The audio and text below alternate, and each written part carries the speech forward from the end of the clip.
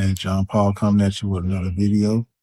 In this video, I'm going to be talking more about the front lateral raises, which is primarily a shoulder workout.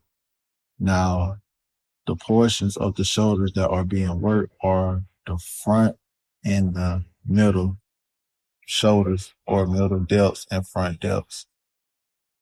Now, I would start off with the sides, knowing that this muscle, the middle delts, this muscle don't get as much work as the front in terms of just your regular shoulder workout regimen. So at least with this exercise in particular, start from the side, moving on to the front as you see, coming back out to the side. If you prefer to do the front, that's cool. You know, you can start from the front, which I will demonstrate shortly. You can start from the front, bring your arms out to the side, come back to the front as so. So you're basically doing it in reverse. You could do both of the forms that you see here. I mean, you can switch it up. It doesn't have to be either this or that. You could do both.